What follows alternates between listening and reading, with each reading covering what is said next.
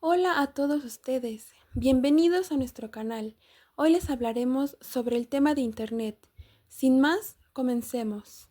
Nosotros somos el equipo 1, conformado por Abad Pérez Manuel, Alanis Rodríguez Matilde, Amelco Vega Miriam Itzel, García Herrera Diana María, González Miranda Victoria.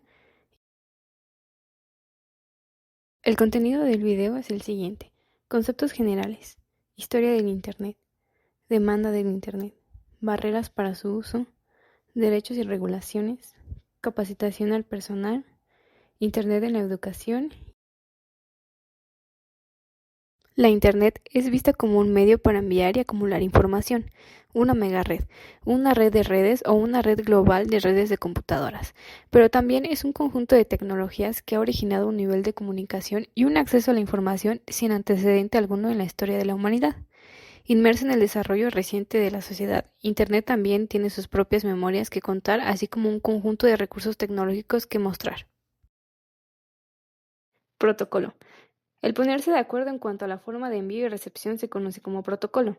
Internet utiliza muchos de ellos, pero dos son esenciales: el protocolo de control de transmisión o TCP, del inglés Transmission Control Protocol, y el protocolo de Internet o IP, Internet Protocol, a los cuales se suele hacer referencia conjuntamente como TCP/IP. La mayoría de los servicios disponibles en Internet, como el correo, basan su comunicación en los protocolos TCP y IP. Los protocolos de comunicación, que son básicamente convenciones entre las partes involucradas sobre cómo mandar y recibir un mensaje. Webmaster. Este es el administrador y responsable del funcionamiento de un sitio www. Dependiendo de la organización en la que se desempeñe, es el mediador entre los autores de las páginas y el administrador del equipo de cómputo en el que se encuentran, pero puede ser también todos ellos. Normalmente tendrá que verificar que todas sus páginas cumplan con un mínimo de calidad y uniformidad, que no apunten a páginas inexistentes, que su diseño sea agradable y que el tiempo de cargado no sea excesivo, etc. El webmaster es usualmente el primer contacto humano entre los visitantes de un sitio web y sus creadores. Un webmaster difícilmente puede sobrevivir sin conocimiento de al menos un lenguaje de programación, como Perl, un sistema operativo como Unix, del lenguaje HTML, del inglés Hypertext Markup Language, para la creación de páginas web, y de la programación CGI, Computer Graphics Interface.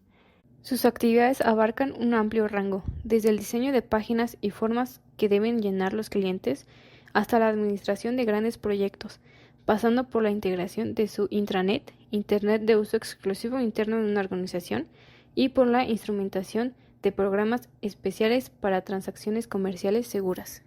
Paquetes y rutas de tráfico. Para que una página web, un archivo o el texto de un correo electrónico puedan viajar por Internet, primero se fragmentan en paquetes llamados datogramas, y estos se entregan cada uno a un mensajero diferente. El protocolo encargado de fragmentar los mensajes en datogramas es el TCP, y en el proceso coloca en cada uno la etiqueta que indica en qué orden deberán ser unidos al llegar a su destino. El protocolo IP, por su parte, coloca las direcciones del destinatario y del remitente. El mensajero inicia su marcha independientemente de los otros mensajeros que llevan datogramas del mismo correo o página web. A lo largo de todo su camino se va encontrando con guías llamados ruteadores que, al ver el número IP, la dirección del destino, le indican el siguiente tramo del camino que debe recorrer. Los ruteadores son grandes computadoras especializadas que manejan el tráfico en Internet, enviándose datogramas entre sí hasta que estos alcanzan su destino final. Hay ruteadores por todas partes y cada mensajero con su datograma se limita a seguir los caminos que le van indicando.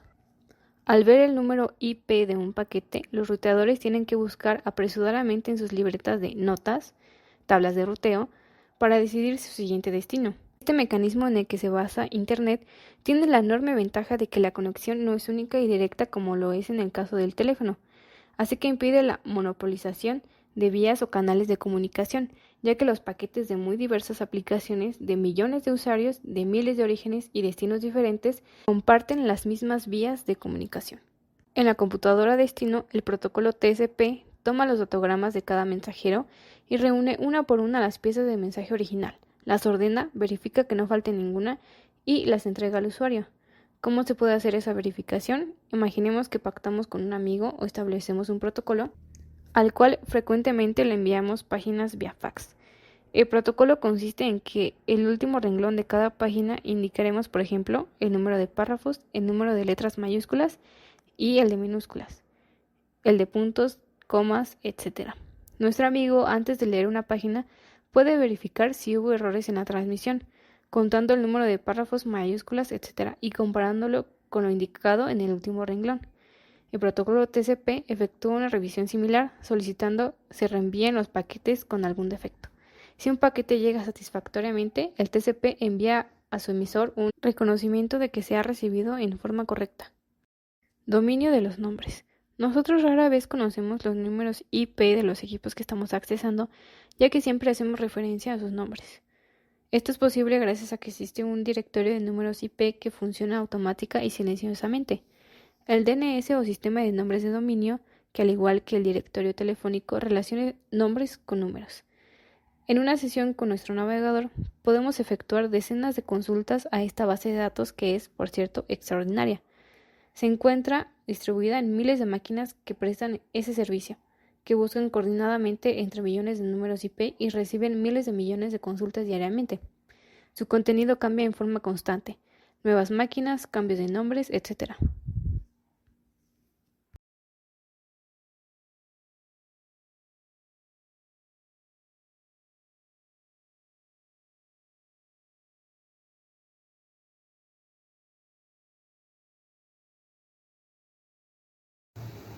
Vamos a hablar sobre un poco del contexto del Internet.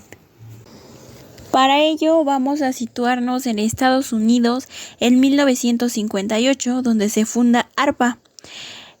En 1962, ARPA crea un programa de investigación. En 1965, por primera vez se conectan dos ordenadores. En 1967, ARPA publica un plan para crear una red de ordenadores denominada ARPANET. En 1971, ARPANET ya cuenta con 15 nodos que conectan a varias instituciones por todo Estados Unidos. En 1972 se desarrolla el correo electrónico y surge el concepto de arquitectura abierta. En 1973 hay un nuevo protocolo conocido como IPv4 con 32 bits, que es la primera versión de lo que ahora conocemos como direcciones IP. En 1974 se desarrolla una nueva industria. Para 1975 llegan los primeros enlaces de satélite y se crea el primer router. En 1979 surgen los primeros emoticones, que sería hoy en día sin ellos, ¿verdad? En 1982 surge la primera definición de Internet, que decía que es una red que conecta con otras redes, pero más pequeñas. En ese mismo año avanzó mucho el uso de este tipo de redes en Europa y Xerox libera una marca llamada Internet. En 1984, Apple lanza su icónica Macintosh. En 1987 se ve nacer el primer operador privado. En 1990 es la muerte oficial de ARPANET. Para 1994 se crea el lenguaje HTML, HTTP y URL que hoy en día siguen con nosotros. En 1995, el monstruo de Microsoft lanza Windows 95 y la web www. Para 1994 nace Yahoo y Amazon. Para 1998 nuestro amado Google. Para 2003 MySpace. En 2004 Facebook. En 2005 la aplicación de videos YouTube. En 2006 Twitter, que hoy ya no lo conocemos como Twitter sino como X. En 2010 Instagram. En 2012 nace el IPv6, que es un formato de dirección de 128 bits que hoy en día sigue reemplazando al IPv4, pero solamente damos el 40%. Punto importante que hay que tocar sobre el Internet es la demanda. Y en este caso vamos a hablar sobre datos estadísticos del 2023, que son los más recientes encontrados por el INEGI. 97 millones de personas utilizaron Internet de 6 años o más en México. 97.2 millones de personas utilizaron por lo menos un teléfono celular. 43.8% de los hogares dispuso de una computadora. En esta diapositiva podemos observar cómo ha ido creciendo desde el 2020 las personas usuarias que utilizan Internet, puesto que en 2020 solamente lo utilizaban 83 millones, para 2021 88.6 millones, para 2022 93.1 millones y para 2023 97 millones. En esta gráfica tenemos a los usuarios de Internet según el tipo de uso.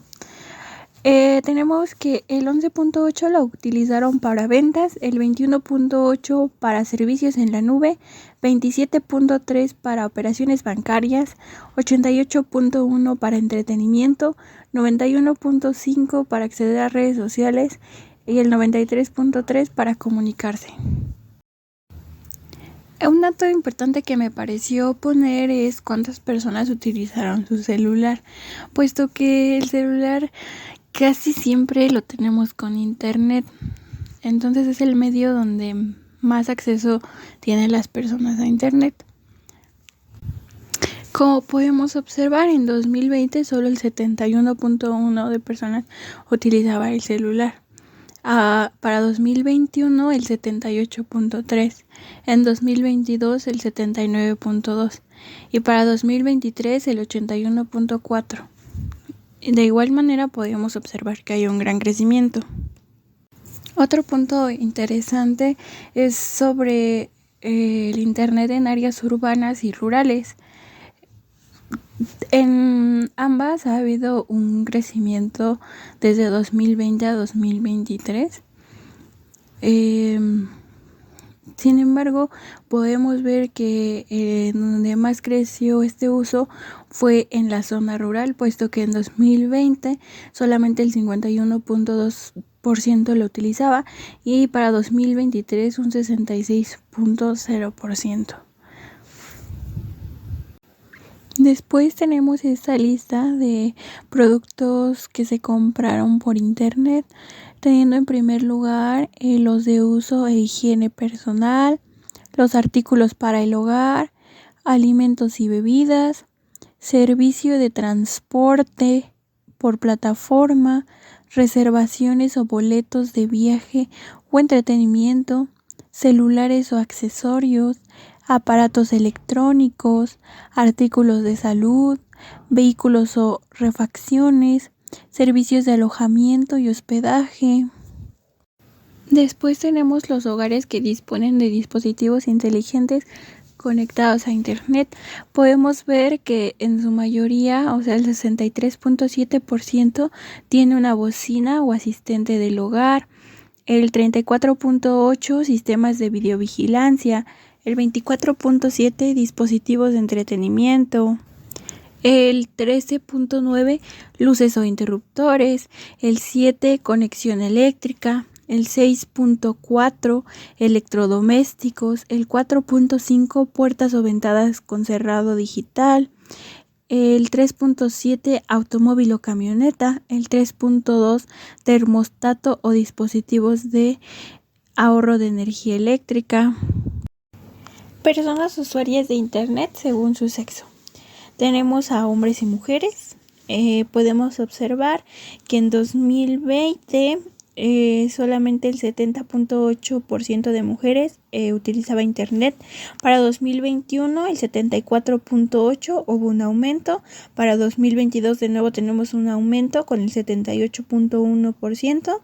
Y para 2023 tenemos el 81.4%, rebasando por 0.4 a los hombres. A pesar de que en 2020 los hombres utilizaban el 72.3%, en 2021 76.5%, en 2022 79.3% y pues siempre iban arriba y en 2023 solamente el 81% lo utiliza. También tenemos usuarios de Internet según grupos de edad y sexo. Aquí podemos observar que tenemos en mayor uso tanto en hombres como en mujeres en el rango de 18 a 34 años, lo cual nos indica que son desde jóvenes universitarios hasta jóvenes empleados. De ahí le siguen los de 12 a 17 años, que también estamos hablando de personas jóvenes estudiantes que están entre secundaria y preparatoria, lo cual es algo bueno porque podríamos deducir que el Internet está siendo una muy buena herramienta para estos tres grupos de edades. También tenemos usuarios según el acceso, donde podemos ver que el primero en la lista es el hogar, el segundo es cualquier lugar mediante una conexión móvil, casa de alguna otra persona, el trabajo, algún sitio público y por último la escuela.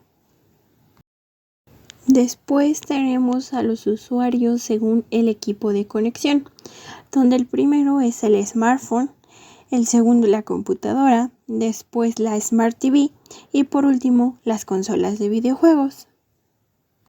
Después podemos encontrar un mapa de toda la República donde estamos viendo los hogares con Internet por entidad federativa, donde los líderes son Ciudad de México y Baja California, que podemos observar están con un morado más oscuro.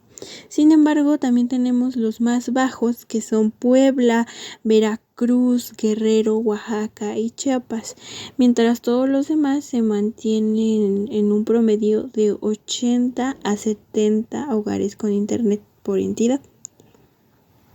Ya por último, vamos a ver que nos encontramos entre los 14 primeros lugares a nivel internacional con uso de Internet.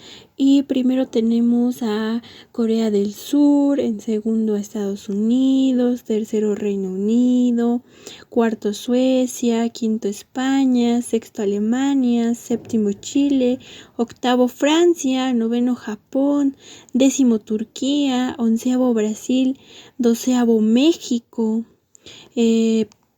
con un 78.6% de su población que utiliza Internet, esto basado en el año 2022.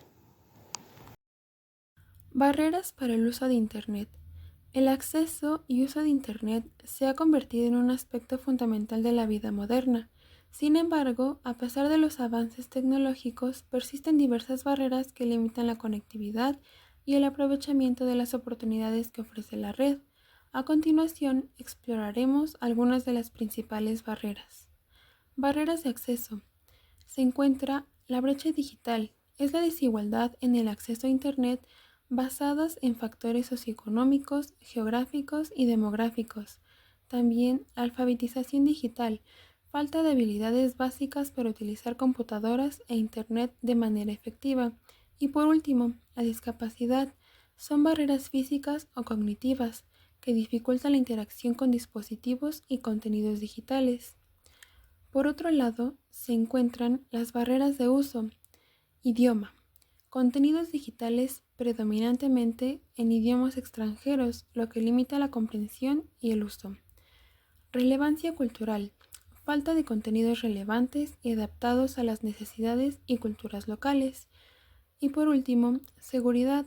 Son temores relacionados con la privacidad, la seguridad de los datos y el cibercrimen. Capacitación al personal. Para las empresas, los riesgos de estar en línea son cada vez más graves. En los 2 últimos años, el 77% de las empresas llegó a sufrir al menos un ciberincidente. Por lo tanto, es comprensible que las organizaciones quieran implementar medidas para mitigar estos riesgos. Aquí es donde capacitar a los empleados en materia de concientización sobre ciberseguridad es útil. Según la investigación de Kaspersky, quien es una empresa privada internacional de ciberseguridad, sobre las amenazas que experimentan empresas de diferentes tamaños, el uso inadecuado de los recursos informáticos y la vulneración de la seguridad informática por parte de los empleados suponen dos de las mayores amenazas que sufren las empresas, con un costo promedio por incidente de $337.561. Además, el 38% de los incidentes cibernéticos en empresas se debió a errores humanos genuinos y el 26% a infracciones de las directivas de seguridad de la información. La capacitación en materia de concientización sobre seguridad es una herramienta esencial para las empresas u organizaciones que desean proteger sus datos con eficacia, reducir el número de incidentes relacionados con personas, reducir el costo de las respuestas y asegurarse de que los empleados entiendan cómo manejar con responsabilidad los datos de los clientes y navegar con seguridad por Internet. Si los empleados son conscientes y comprenden lo que deben de hacer en caso de que se produzca un incidente de seguridad, menor será la probabilidad de que el atacante penetre en la infraestructura de la empresa. Estos programas, desarrollados e impartidos por especialistas en informática y seguridad, tienen el objetivo común de intentar ayudar a combatir los errores humanos que provocan filtraciones de datos y el robo de información, y que, por extensión, pueden provocar pérdidas económicas y daños a la reputación de una empresa. ¿Qué es la capacitación de concientización sobre seguridad? Es un programa educativo que puede adoptar muchas formas diferentes. Sin embargo, todos los programas tienen un objetivo final: dotar a los empleados de una empresa de las habilidades y los conocimientos necesarios para proteger los datos y la información confidencial de la organización frente a la piratería, el phishing u otras vulneraciones que, a su vez, protegerán la infraestructura informática de la empresa.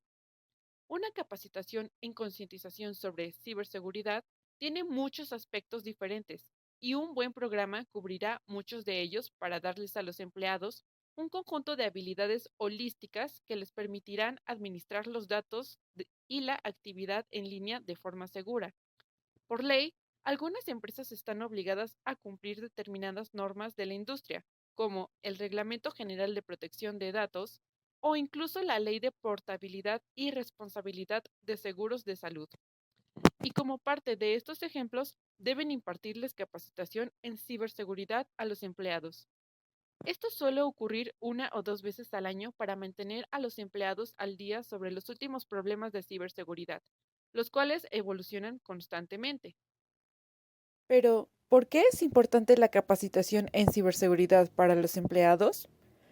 Dado que muchas vulneraciones a la ciberseguridad pueden ser el resultado de errores humanos y de la ingeniería social, las empresas deben asegurarse de que sus empleados son conscientes de lo susceptibles que son a los ataques y las vulneraciones, y de que, en la medida de lo posible, son capaces de contrarrestar estas amenazas.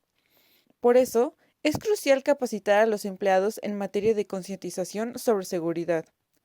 Una capacitación eficaz en concientización de ciberseguridad educa a los empleados sobre las amenazas que existen contra la empresa, les permite comprender las vulnerabilidades potenciales y les enseña los hábitos adecuados para reconocer las señales de peligro y evitar infracciones y ataques, así como qué hacer si cometieron un error o tienen alguna duda. Además, muchas empresas tendrán que brindar capacitaciones sobre ciberseguridad para garantizar que cumplen con la normativa. El éxito de los programas de concientización en materia de seguridad les permite a los empleados comprender su responsabilidad en la ciberseguridad de la empresa y estar alerta cuando trabajan con datos de la empresa, ya sea en línea, utilizando dispositivos de la empresa, en la oficina o trabajando a distancia. Esto puede reducir en gran medida la vulnerabilidad de una empresa a los ciberatacantes y las filtraciones de datos. ¿Y qué aspectos abarca la capacitación en ciberseguridad? Los rápidos cambios en el entorno digital y cómo a su vez innovan los ciberdelincuentes exigen que los empleados y otros usuarios finales reciban una capacitación coherente sobre cómo mantener la protección en línea y salvaguardar su información. En una capacitación en ciberseguridad y concientización cibernética se suelen incluir los siguientes puntos. Ataques de suplantación de identidad, o mejor conocido como phishing. el cómo detectarlos y denunciarlos. Soportes extraíbles, el cómo utilizarlos de forma segura. Contraseñas y autenticación.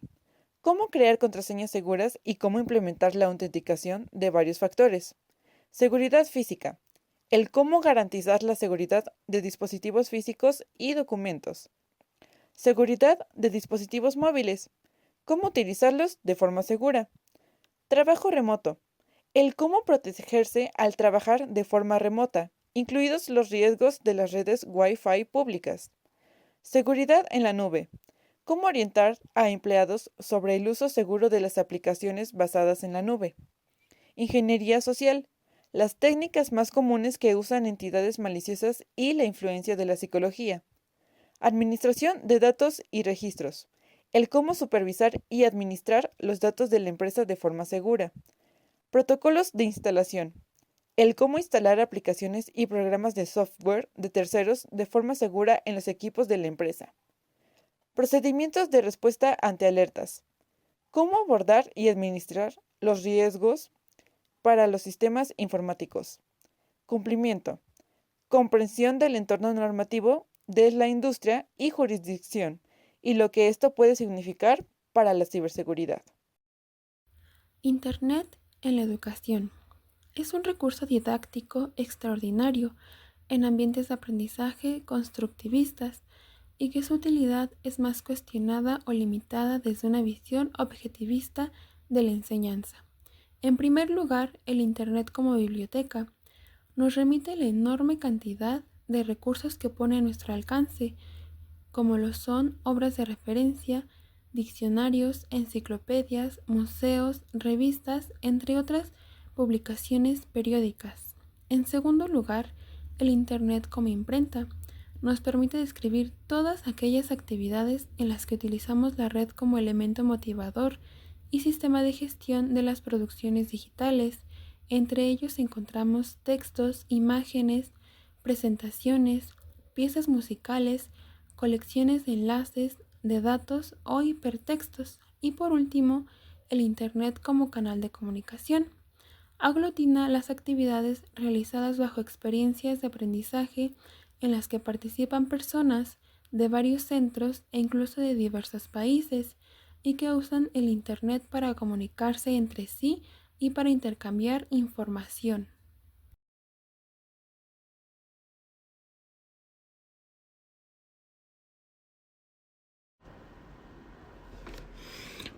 Bueno, yo les voy a hablar de los derechos y regulaciones en Internet. Empezaré por los términos y las condiciones. Los términos y las condiciones son un contrato legal entre el proveedor de un servicio y el usuario. Son importantes porque protegen a la empresa de posibles demandas legales, informan a los usuarios sobre el manejo de sus datos y las reglas del servicio, descubriendo del servicio, la política de privacidad, derechos de propiedad intelectual, limitación de responsabilidad, condiciones, etc. Estos términos son esenciales para proteger tanto a la empresa como al usuario. Bueno, y luego vemos que el 88% de los usuarios acepta los términos y condiciones en Internet sin leerlos. Esto significa que la mayoría de los usuarios no están completamente informados sobre cómo se utilizarán sus datos personales. Las empresas pueden incluir cláusulas que permiten la recolección y uso excesivo de datos sin que los usuarios sean conscientes de ello. Posteriormente pasamos a las regulaciones de contenido. Bueno, la regulación de contenido implica establecer normas y directrices para controlar qué tipo de información puede ser publicada, compartida o accedida en Internet, teniendo como objetivo la protección de derechos humanos, o sea, el evitar la difusión de contenido que incita al odio, la violencia o la discriminación. Igualmente, seguridad y bienestar, proteger a los usuarios de contenido dañino o engañoso como noticias falsas o estafas.